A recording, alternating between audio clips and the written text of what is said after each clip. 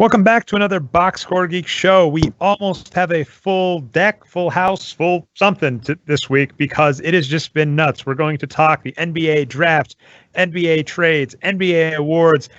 Enjoy this time because this is the most vibrant NBA news is going to be, and we're going to hit in about a month. It's just going to be dead air silence. We're going to talk like Pokemon going on the ship.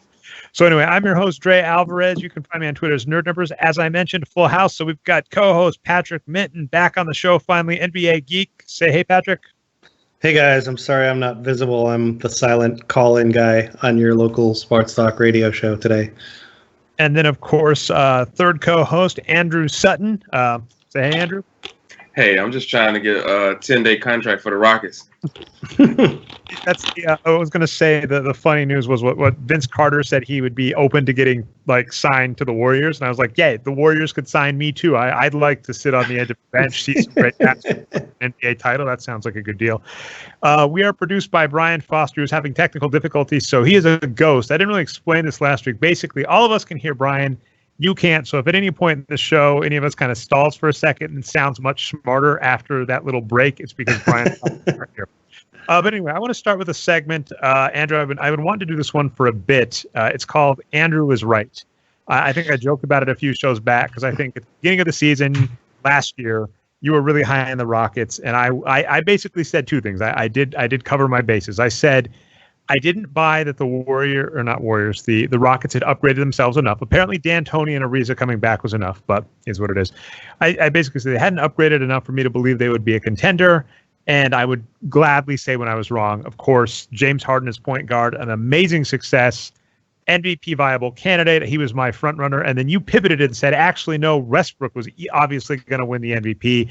And I said, all the numbers said he wouldn't. But again, you had been right before. So I actually said I was going to trust you this time. And you were right. Russell Westbrook wins the MVP. So very first segment, Andrew is right. Wanted to point that out. I've been saying we need to promote ourselves when we're right more heavily, like the other tout sites out there that basically forget all of the bullshit they say the full season, and then the one or two times they're right, they just repeat it over and over. And then, Andrew, I was going to throw you under the bus. We're going to get started on our first topic, which is trades.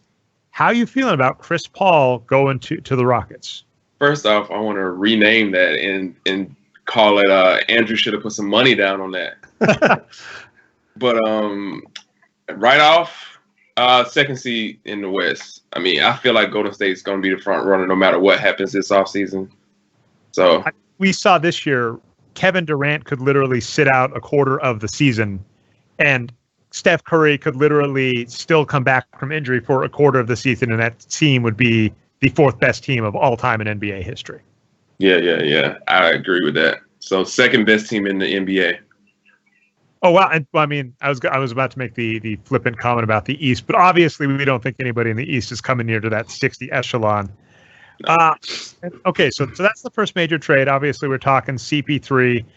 Patrick, as a coach, I got to ask you about this bullshit meme I keep seeing. I hate the internet. Do you think Chris Paul and James Harden are going to have any issue playing together? Mostly no. So I mean, there's definitely a diminishing returns thing at work here because as much as we all laud both players' assist rates and how great of passers they are, neither of them are particularly. They're not ball sharers in that sense. So neither of them make that sort of super simple pass that doesn't really lead to anything to initiate the offense style of pass. They're just kind of more hold the ball until they see a great pass and create an opportunity and then create an assist from that. So they're both fantastic out of the pick and roll, but you can only have one guy leading the pick and roll, although I'm sure they'll probably pick and roll for each other a little bit. Nonetheless, I think, there's still going to be amazing opportunities for both of them to spread the floor. And where I think it's really going to get interesting is I think Clint Capella is going to have a huge year because I think he's going to play that Tyson Chandler role that Paul used to play with in New Orleans, where it's like Chris Chandler. He's just going to get so many dunks, right? Like you saw Capella's going to get so many dunks. D'Antoni actually joked and said he thought Capella might be the leading scorer now with them on the team together. I don't think that's going to be true, but I think he might flirt with 70% true shooting like Chandler did once upon a time, right? And I saw that, and I read that the main reason he chose Houston over San Antonio was because he wanted to play more off the ball and let Harden be more of the primary ball handler. We'll see if he really does that, because I bet it's really hard to fight instincts after so many. Like, I think LeBron has also played lip sync to that idea, but no coach has ever been able to make him do it. But as we see, like when we watch like the Olympics and stuff like that, you see that superstars tend to try to change their roles up a little bit more.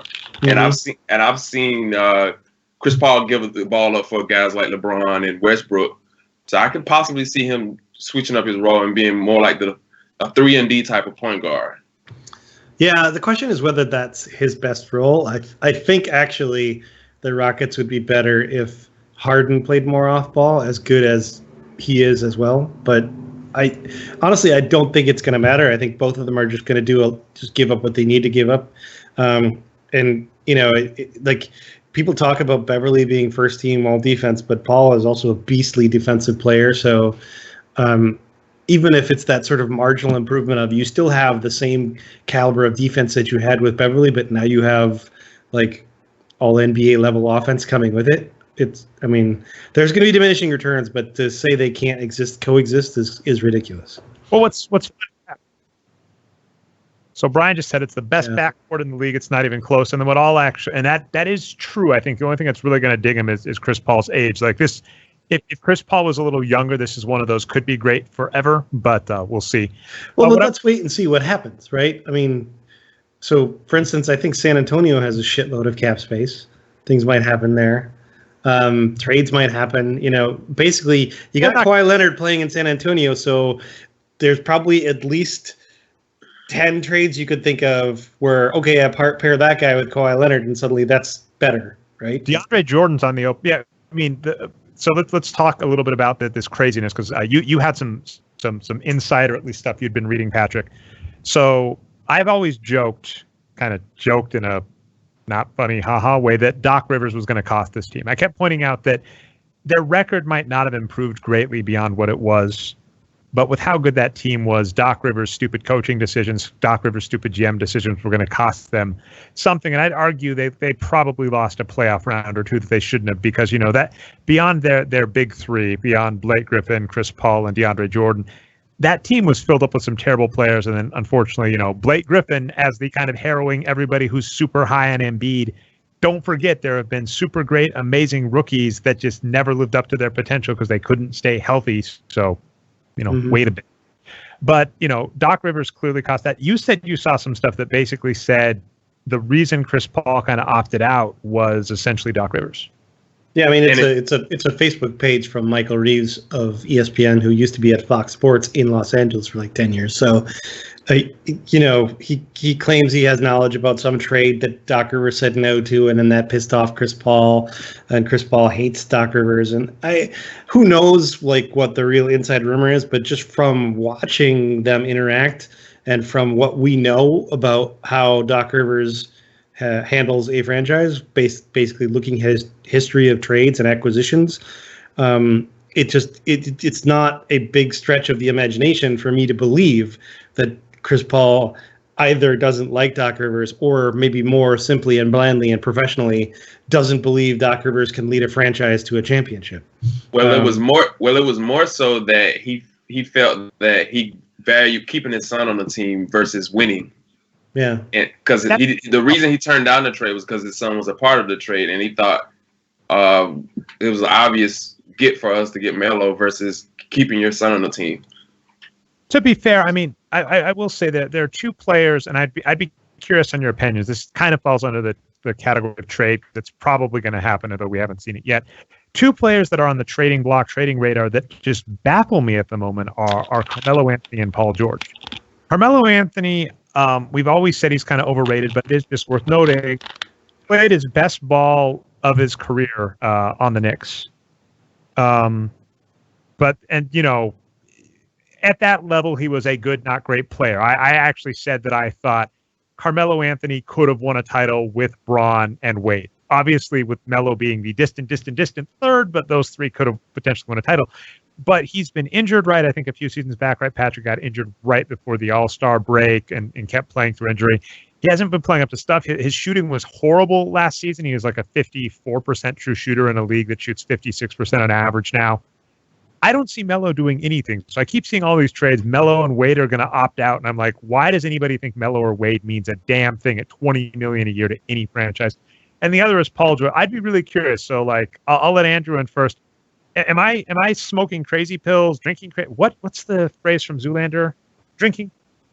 I forget. Sorry, I completely spaced it. Brian's not here to tell me right because in Zoolander, like I said, I'm taking. He says I feel like I'm taking crazy pills in Zoolander, but I liked Paul George back in the day, and he had a pretty horrific injury. And if you look at his numbers, he just has not been the same. And not only that, the thing he's good at, which is shooting, the rest of the leagues has improved him. Am I wrong to assume that Paul George, beyond attracting another free agent, is not going to make or break a franchise? Well, I think Paul George is there's the fact that he was injured and wasn't the same player afterwards, but there's also the fact that afterwards they made him play a lot of power forward, which definitely diminished his value. He's just not a good power forward. I don't understand this. It's this thing where every coach thinks they need to play small ball and stretch the floor with their power forward, and it's like, well, yeah, but if your power forward doesn't rebound, then you just made a trade-off. You're stretching the floor better on offense, but you're doing worse rebounding. So okay, you're screwed. I mean, the simple fact is the quote-unquote small ball works for the teams where the quote-unquote small person isn't very small. I mean, small ball is a ridiculous way to describe Golden State's team, for instance. I mean, the small forward is 7 feet fucking tall. That's not small ball. Surprise you don't have Draymond Green. So I was going to say, I didn't get an answer out of you there, Patrick. Do you think Paul George is going to make an impact to a team and that I'm going to look silly like when I bashed Russell Westbrook back in the day, or do you think that people are being a little overhyped on him? I think the jury is out. He could go to a team where he plays 100% small forward and he fits on that team and he could be really, really, really good and really effective. I don't think he should be most teams' number one option. But I mean, and so the big worry is, for instance, he goes to Boston and he's okay, but is he really an upgrade over Jay Crowder? I don't think so. Right. And that's the kind of thing the internet's going to go fucking crazy now because Patrick thinks Jay Crowder's better than Paul George. But I'm like, fuck you. Look at the numbers, right? I mean. All right, and I was going to say, Andrew, so we got one jury's out. You got Dre being the get off my lawn guy. What do you got for Paul George? I think I'm going to stick with Patrick on this. It depends on the situation because if I look at him going to San Antonio, for instance, or Houston, I feel like he would play more on the wing as far as a 3 more or as a 2 in San Antonio's case, because I think they would probably slot him down to the 2 because I think they've been trying to offload Danny Green for cap space. Imagine either him at the 2 or slotting Kawhi at the 2 and having him playing the 3 could be really devastating. And San Antonio has a really good medical staff, so I like him in either San Antonio or Houston. But I've been hearing something about Cleveland and them giving up Kevin Love in a trade, sending him to Indiana, and I was like, well, that spells out for me that they're gonna try to play him at the 4 next to LeBron instead of sliding LeBron to the 4 and then playing him at the 3, which would be better. Mm-hmm. LeBron actually rebounds a little bit way better than George does. Yeah, LeBron's always been amazing at the 4. He just doesn't like playing it. No. And okay. There's a scene that I've been seeing lately from Boiler Room, and it's act as if. Have you seen this clip on YouTube? I've seen Boiler Room. I don't remember the clip though. So what is it? But so basically, it's a scene and it's a boardroom meeting, and what's the guy who played Ben Affleck? He's telling these guys to act as if. So it's basically he's instilling confidence in his associates, and I think GM should act as if more. So act as if Paul George is an okay, decent player.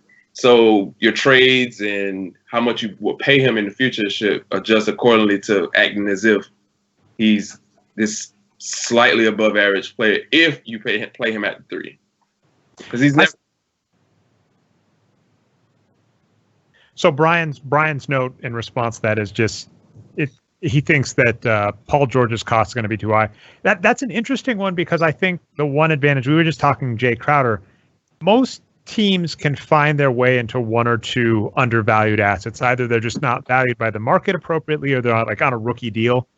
So I think, specifically the Lakers are the team that keeps being linked with Paul George. I think that if the Lakers signed Paul George, even for full value, if Lonzo Ball plays well, that can offset the cost. And I think, what is it? Julius Randle is the other good player on that team, or am I? I'm trying to remember the Lakers. I'm gonna say the only decent is I'm gonna say Larry Nance Jr. And Larry Nance is underrated as well. So if they have two undervalued young players that are going to be on cheap contracts, you can offset having an expensive Paul George, and then you have to sign another. The other star you sign has to be a legit star. It can't be an undervalued star. So that'll be interesting. Now, one trade that has been huge, and actually, Andrew, this is an interesting one because it kind of harkens back to something we were optimistic. Actually, I'll throw it to Patrick. Patrick, we were really high on Charlotte last year, and it hurt our portfolio. How you feeling about Charlotte? So to remind you, Charlotte acquired Dwight Howard for a bunch of just random assets, including the worst Plumlee. The worst one. I like the way you described it. I think this is a good trade for Charlotte, but I mean, I don't know what the fuck happened last year, to be honest. Like, we were really happy about the over on them last year, and they were so disappointing. And it feels like kind of one of those things where they could be much better, but then Frank the Tank could still tank them into oblivion. He's that bad, right? Frank hurt me because he went to University of Wisconsin-Madison. I'm actually wearing a bat. And you know why they played him a lot is because Cody Zeller went down for a stretch, and then they were quote unquote forced to play him. I don't think you had to play him, but they were forced to play him more minutes, and that's what happened when they started losing a lot of games because of the injury to Cody Zeller. Yeah. Well, also Marvin Williams. I mean, Marvin Williams is relatively young, but he's kind of NBA old in terms of, he came in really super duper young, same draft as Chris Paul. We're talking about how old Chris Paul is. He had a major drop off last season, so it's, questionable maybe if Cody Zeller comes back healthy. Marvin Williams doesn't even go back to great, but just bounces back. Obviously, we love Batum, we love Gilchrist. Marvin Williams is another example of that Paul George combo forward type deal where you try to play him like at the 4 instead of at the 3. Like it kind of reminds me of Rashard Lewis back in those Orlando Magic days. Oh man, he was terrible then. And he was but if you played him at the 3, you were more. It was better. Yeah. It was a lot better than playing him at the 4. What confuses me about that, the Rashard Lewis in Orlando, basically, Van Gundy has said in interviews exactly what you've noted, like with Cody Zeller going down. It was an injury to, I don't even remember if anybody remembers the Orlando Magic bigs at that time. One of his bigs got injured, and he was kind of forced to play it out of necessity. And then they just happened. Was it Turkoglu? It might have been Turkoglu. Although Turkoglu I thought was a 3 as well. But yeah, it was a big on Orlando goes down. They play Rashard Lewis big, basically playing small ball. They have some success during that stretch, and as a result, they stick with it, which is, it's an amusing as hell thing to have any team go, we went on a 5-game winning streak playing a suboptimal strategy, so let's keep playing a suboptimal strategy until we lose Dwight Howard. So let's see the other major trade. I don't know if we might talk the draft a bit too, Patrick. So this counts as 2. And actually, there was a joke rumor mill trade last season that when we did the live cast we got you with. How are you feeling, Minnesota Timberwolves fan? Jimmy Butler has finally come home. You finally get Jimmy Butler on the team. You thought you were getting him last year, but you get him this year. I tweeted out about this. I said, I want to be optimistic, but I've been next to you year in and year out, seeing you optimistic. How are you feeling about your Wolves? This is such a hard question. They have fucked me so many times. So seriously, the last 5 years, it feels like every year I'm just reliving that scene from The Godfather, right? And it's like, just when I thought I was out. So first of all, obviously this is a ridiculous trade.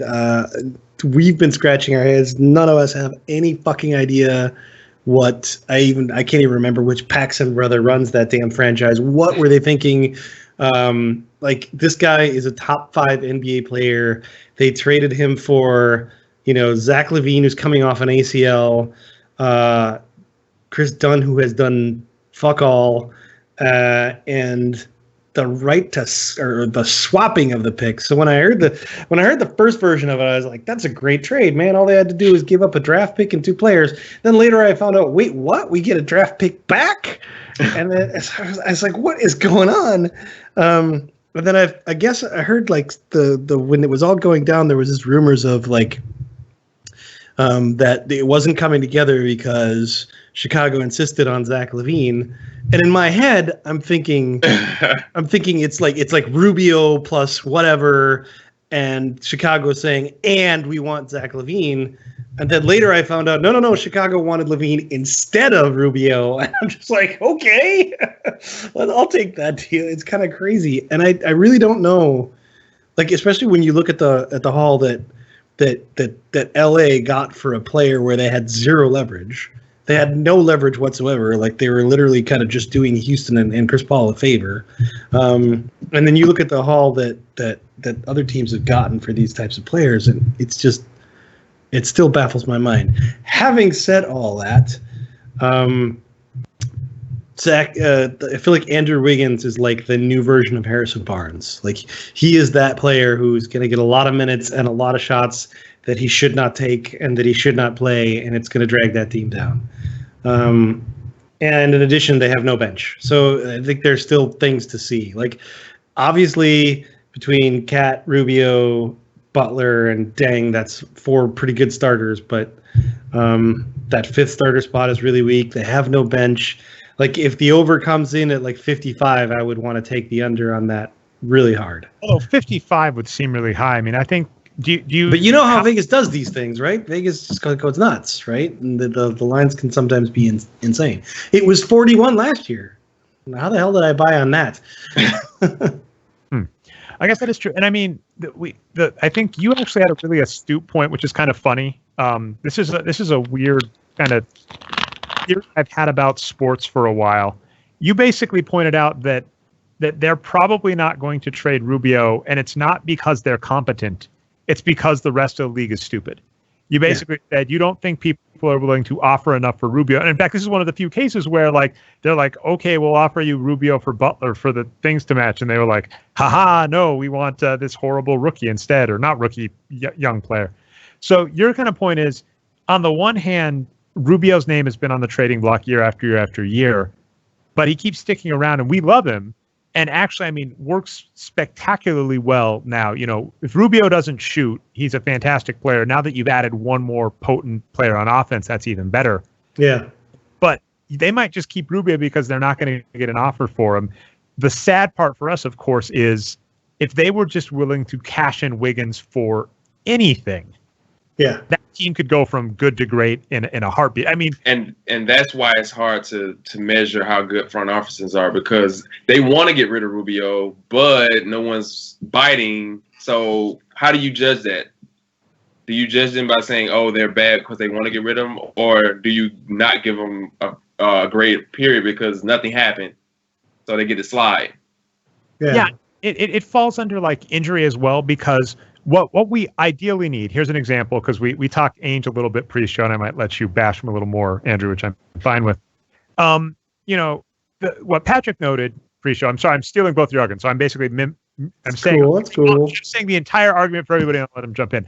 But basically, Andrew noted Ainge might be overrated, not disagreeing. Patrick noted we don't get to see what Ainge did. So, I mean, if we wanted to realistically judge a front office, we need to see every trade and every move that they made, either if they said yes or no, what they countered with, et cetera, et cetera. So, for instance, a rumor going around, I don't know if this is true, is Danny Ainge apparently turned down the number 3 pick straight up for Jimmy Butler, which is ludicrous. If that's true, That's dumb. But we don't know, we don't know if that happened. But I mean, to that exact point, it's really hard to judge front offices because we don't see the full details of the trade. But we've heard like 2 drafts in a row now where there's a supposed trade, and the Celtics even admitted to the one where they were going to give all of their assets up for Justice Winslow. No, Justice Winslow. Kaminsky. No, well, it wasn't Kaminsky. It was Justice, right? Did I get the name? Oh, yeah. It was Justice Winslow. Yeah. Okay, so it was Justice Winslow. They were going to give up all their assets for Justice Winslow. You want to give up all your assets for Jimmy Butler? Fine. You want to give up all your assets for Justice Winslow? You're doing it wrong. And so we've had 2 drafts in a row where there's some major trade. In one case, didn't go down and was was to the Celtics' benefit, and in this case, didn't go down and probably to their detriment. That's happened 2 years in a row now. So what's going on with Ainge? So Andrew, it's pretty much like I said. I don't think he's worth the hype. He had all this collection of picks, and first off, before the draft, Dallas got Nerlens for pocket change. Oh God, that traded, and I assumably they're going to resign him. That was a position of need. You needed a rim protecting center. You let Boogie go by for nothing. Boogie got traded for basically 2 draft picks. And he did it even though I've been one of his biggest detractors, right? One of my most popular articles to bash me is that we agreed DeMarcus Cousins isn't an all-star. And even I looked at that trade and went, given DeMarcus Cousins' contract situation, how he's been playing lately, are you crazy you don't take that trade? But if I was acting as if to give up just Buddy Hield, some low rank bench player, you could have easily gave up Jerebko, some guy on the end of Boston's bench for Boogie easily. Could have gave up a couple picks easily. Those picks are probably not even going to turn into anything. Oh, 100% agree.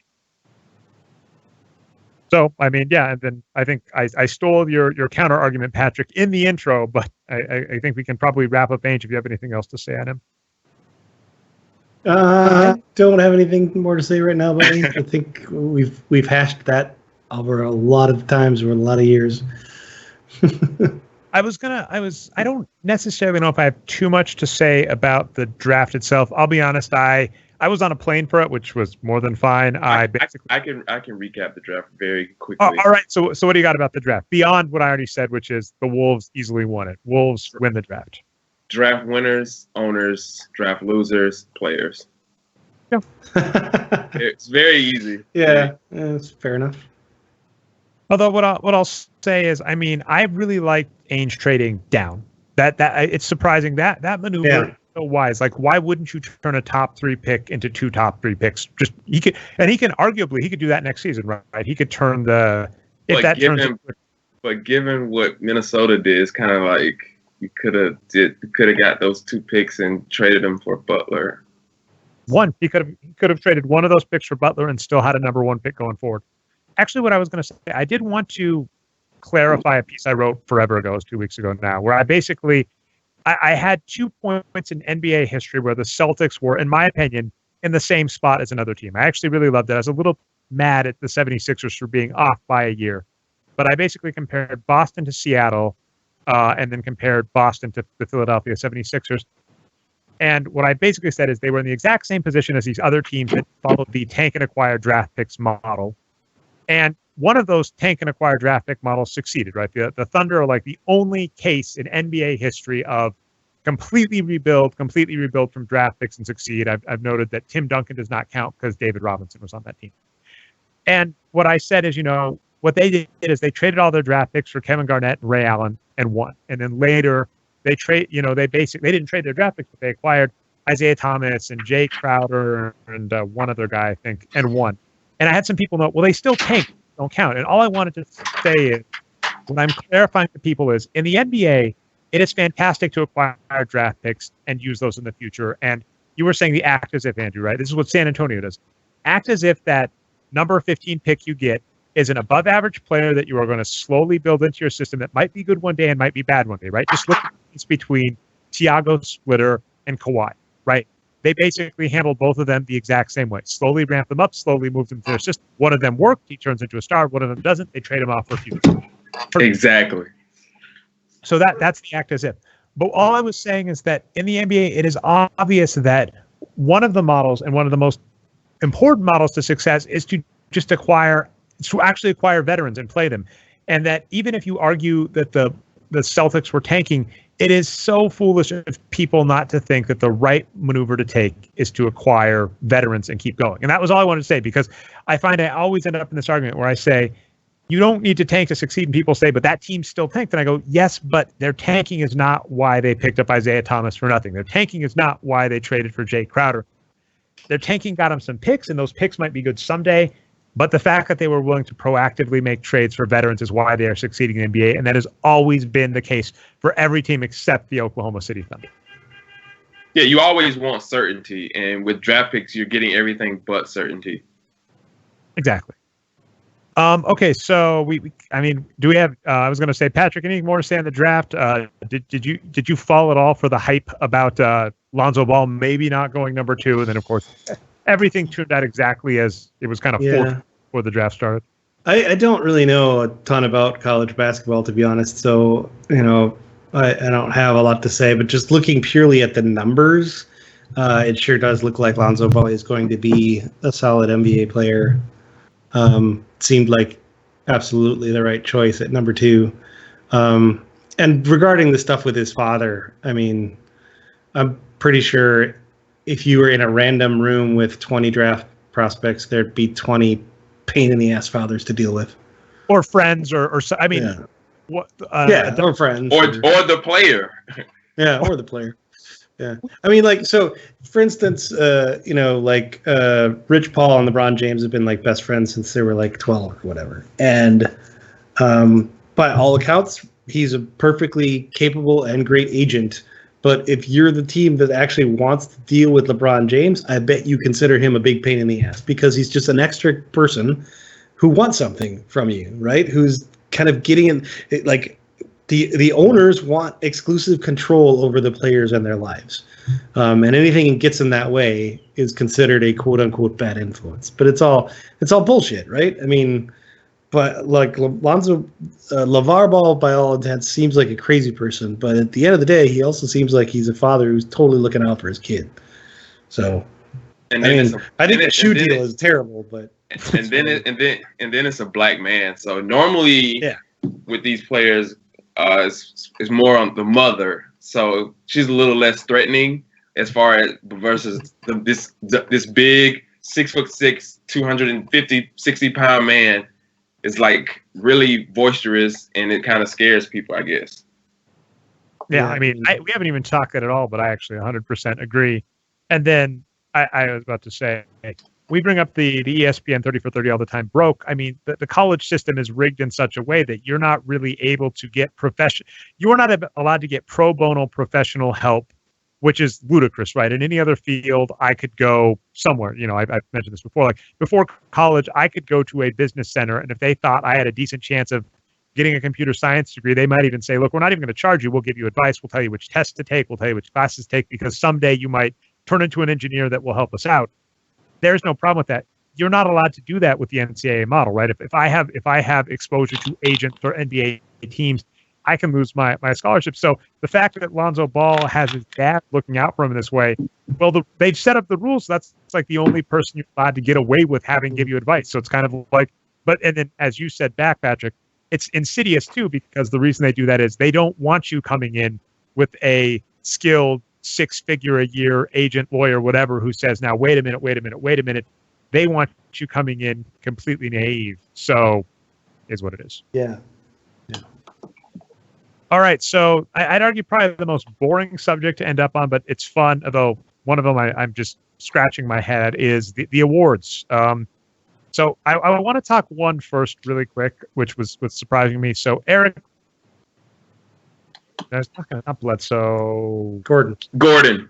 I almost said Eric Butler, but too many Eric. Eric Gordon wins Sixth Man of the Year, which pissed me off because that was such a bad signing, and the numbers say he wasn't great, and he's basically getting credit for D'Antoni saying, James Harden, you play point guard, and Trevor Ariza coming back healthy. That's pretty much the Houston Rockets. They should have sent him back to the Clippers. Yeah, that would have. Instead of Lou Williams, they should have sent him back to the Clippers. What's going to note it's hilarious is Lou Williams got more points per game on more efficient shooting than Eric Bledsoe. Now, to be fair, his points per game dropped when he came to the Rockets, but a big part of that is he comes to the Rockets, and instead of playing 20 whatever minutes, he dropped like 4 minutes a game. So I just laughed because the voters had two guys in front of him. And if you look at the box score, you've got like 17 points per game, 58% true shooting, or whatever field goal percentage, next to Eric, who had 16 points per game, 55 true shooting, And they went with the guy fewer points per game, lower efficiency, is what it is. No argument here. Yeah. And then I was going to say to be honest, the six man award is kind of irrelevant to me. I don't really care about it.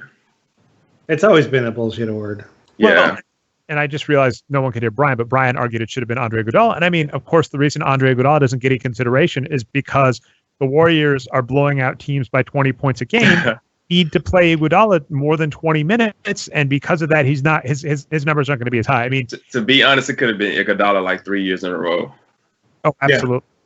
Yeah. And I mean, I've seen a couple things. Do either of you remember, Patrick? Did you see this tweet? Somebody said they didn't put, I think, Avery Bradley on the ballot because Devin Booker dropped 70 on him, and then the person noted Avery Bradley was out that game. but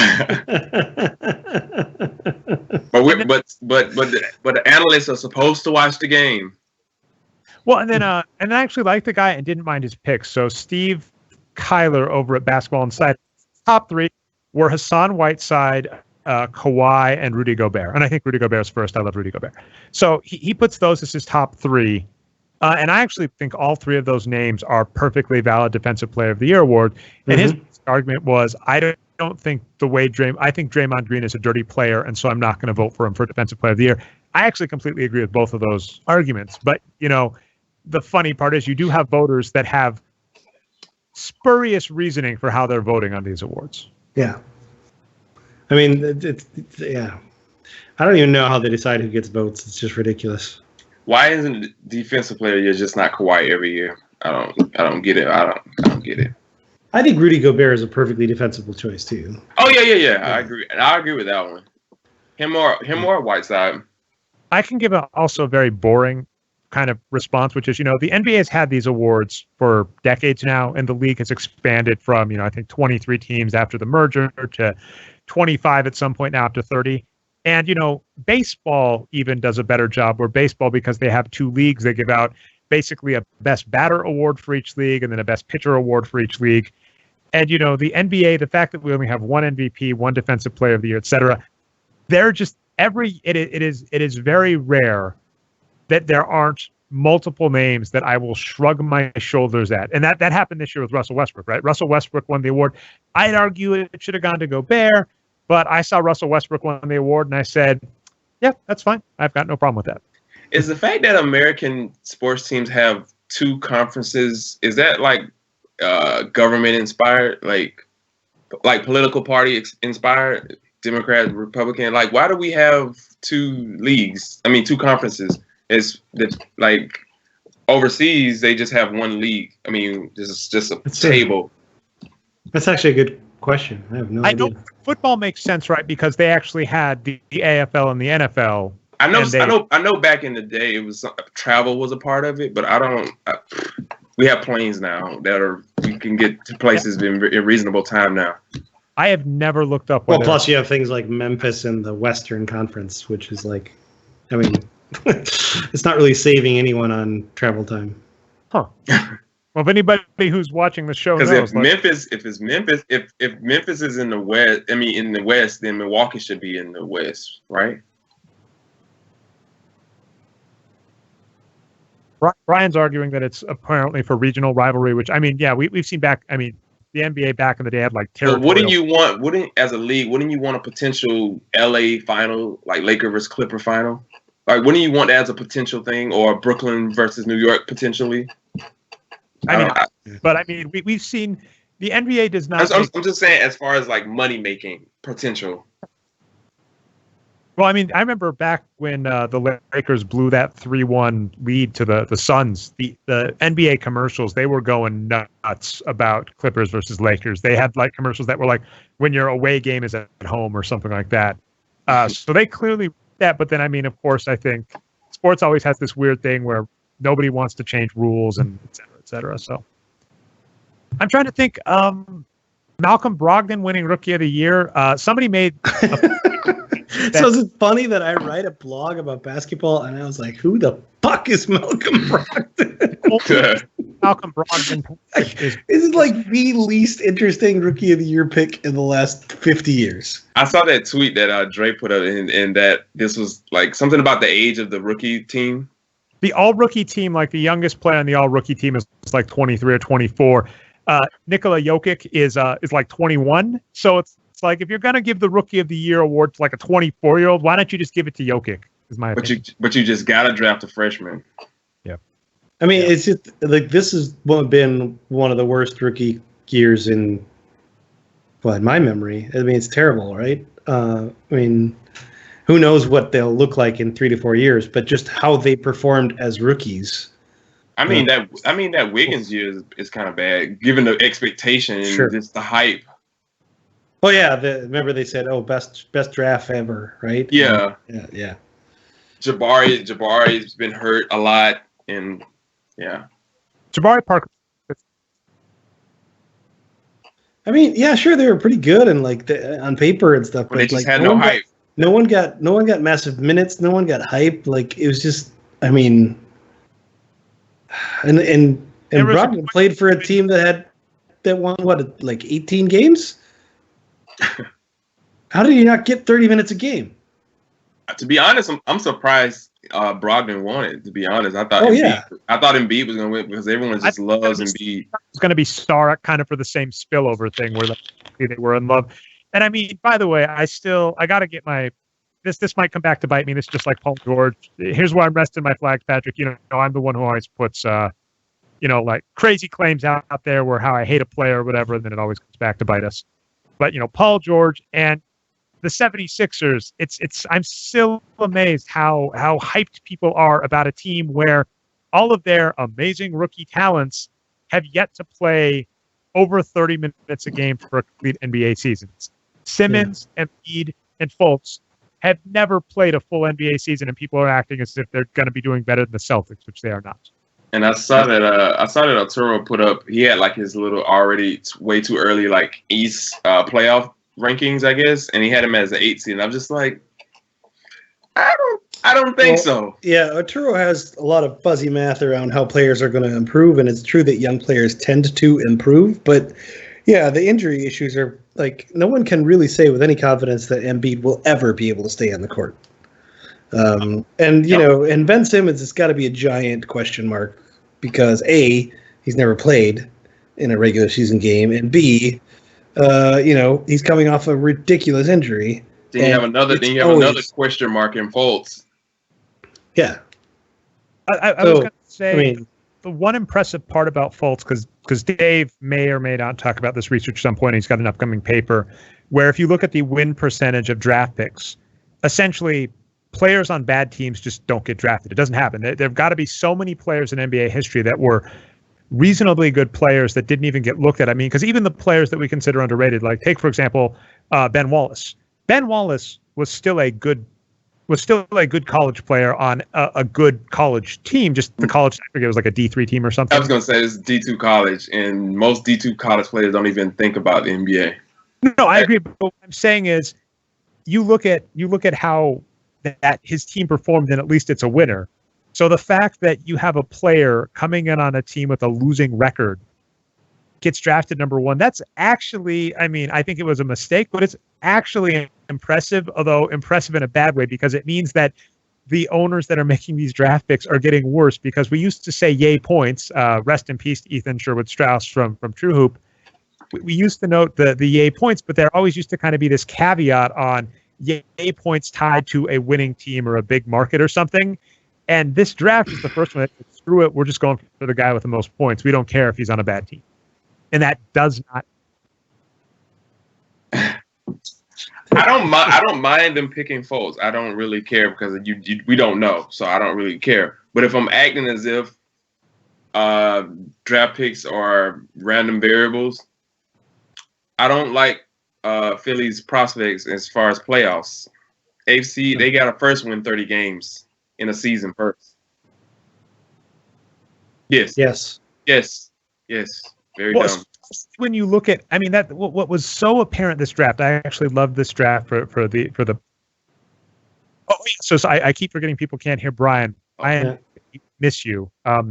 or I guess the listeners miss you. We get to hear it. It was awesome for us. But Brian said, trading up was a foolish move for Fultz. This draft showed how much was available if you just want to if you want to turn a draft pick into a veteran. I don't think there's better bang for your buck. This draft showed it.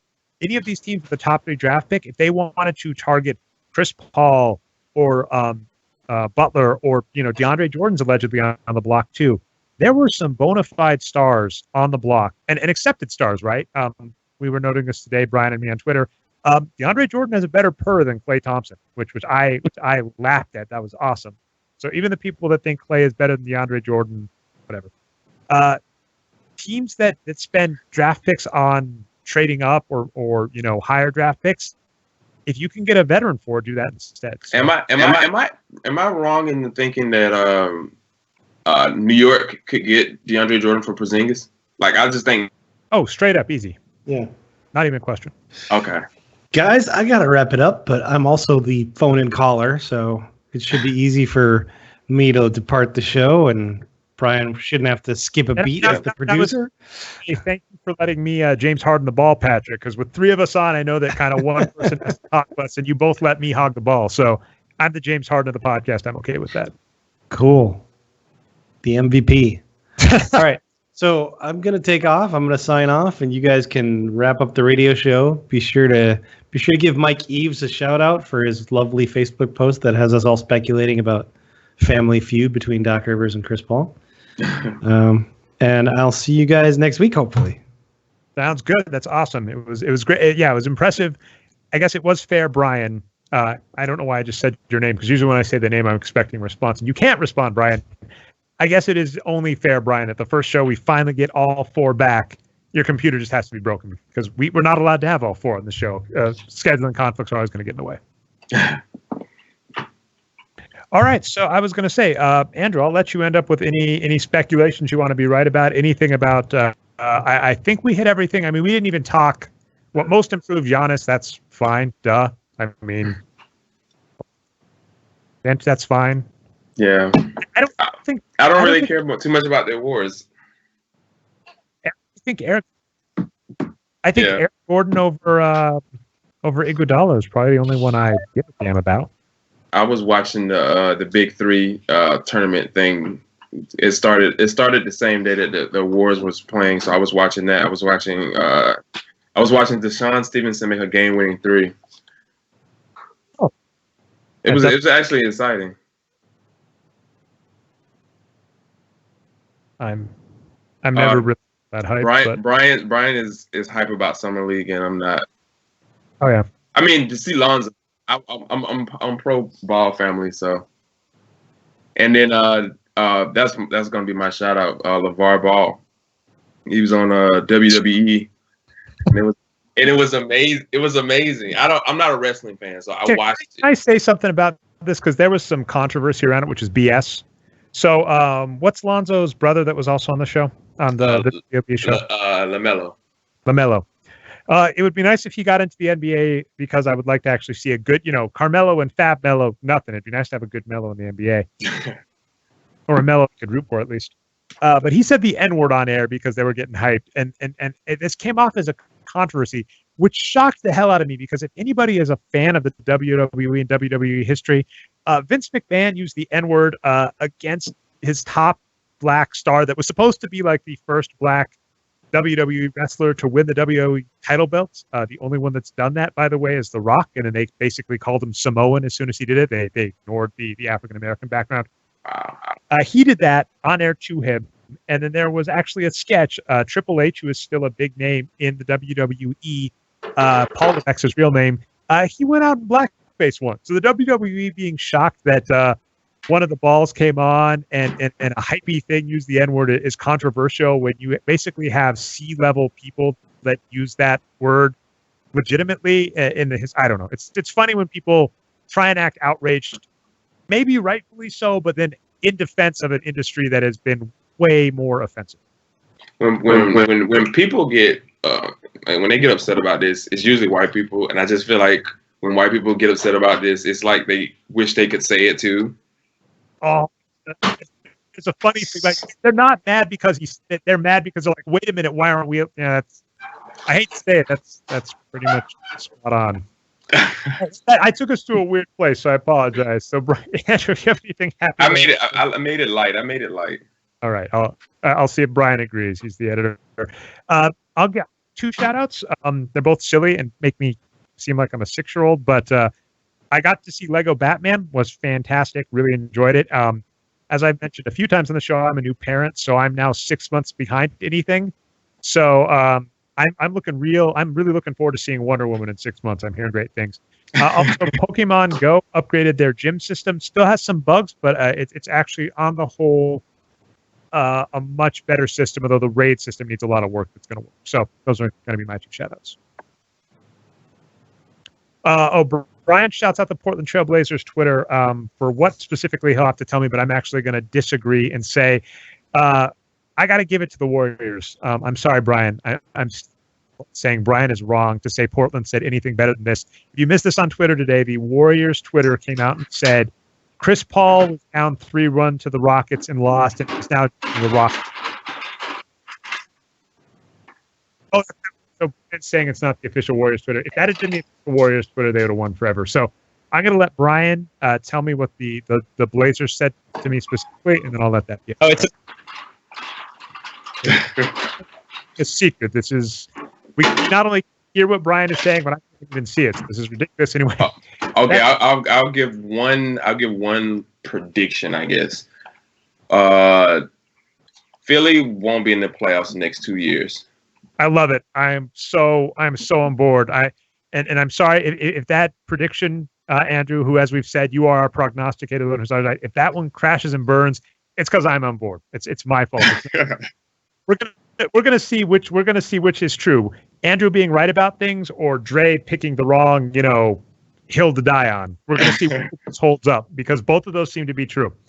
All right, that's been the Boxscore Geeks show. If you've met us not through the website, you can find us at boxscoregeeks.com. You can also find the show on iTunes and Stitcher. The Boxscore Geeks show. Subscribe, upvote, helps us out. We go live every Tuesday or Wednesday, usually 9:30 p.m. Eastern Standard Time at twitch.tv/Nerd Numbers. If you missed the live show, you can catch the recaps on channel Nerd Numbers on YouTube. I've been your host, Dre Alvarez. You can find me on Twitter as Nerd Numbers. Guest host Andrew Sutton, who you can find all over the internet as Andrew Sutton. If you see Andrew Sutton in the comment section, that is probably this Andrew. You can also find Brian Foster, our producer, on Twitter, Boxscore Brian, and then, of course, left early, our call-in co-host Patrick Minton. You can find on Twitter as NBA Geek. We'll see if next week is as crazy as this week, and we will see you next time.